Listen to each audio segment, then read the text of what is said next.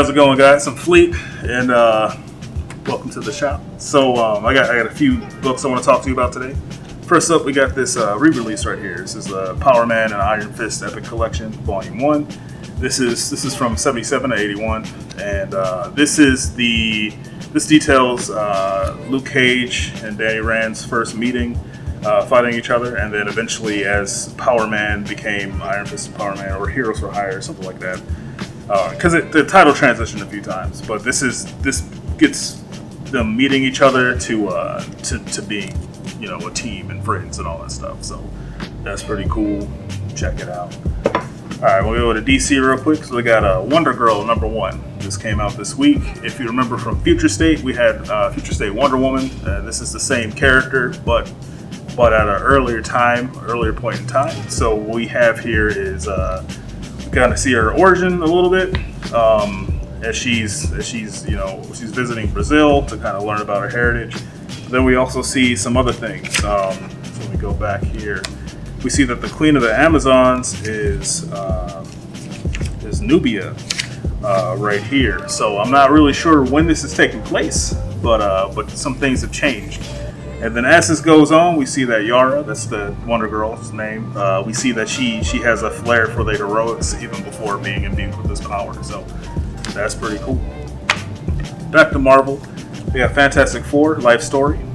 This is the 60s, so last time they did a book like this, it was with Spider-Man, I think, or it might have been Captain America, I don't remember, but it details every decade that the characters have existed in the real world and puts them on a real history timeline. So here we see JFK tasking Reed Richards to build a spaceship to help get Americans into the space race. And so the origin story for the Fantastic Four is a little different here.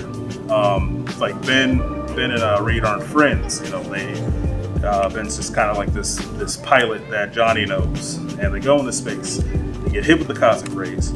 But then Reed sees a glimpse of Galactus, which is a big deal because, we didn't know about Galactus until later in the comics. So we see these changes here, and it's pretty interesting to see this reimagining of their origin. And as these issues come out, the next one will be the 70s, and then the 80s, and the 90s, and so on. So it's pretty cool. Then we got the Immortal Hulk, Time of Monsters. This is a one-shot. And here we get to see the origins of the first Hulk, at least through like Gamma, everything like that. And it's kind of this violent story in this caveman time. But here we get a glance of what the original Hulk looked like for its first host, as it ties into the Immortal Hulk and the Green Door and Hell and all that stuff like that. So the One Below All is involved in this, and it's this pretty brutal story that happens here.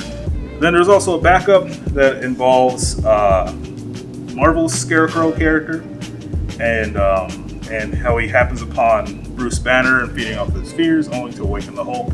It's a nice little pulpy horror story there. Now the last one, I'm not going to crack open because it would be inappropriate, but this is called Red Room. This is by Ed Piskor, and this is an independent comic about the kind of the world of the dark web and how people use Bitcoin to fuel these streaming sites where people pay money to see people kill people, and it goes into the organizations that buy for content and that kind of look for new ways to bring in that money from these rich people who love these bad things. And it's a disgusting book. It's pretty horrific. And at the end, there's like a kind of like a statement that talks about how maybe these things are real. Who knows? They probably are real, but there's no way to prove it. And that's kind of what's interesting about this. And this is going to be a new ongoing series. And yeah, that's what I got. Thanks for watching.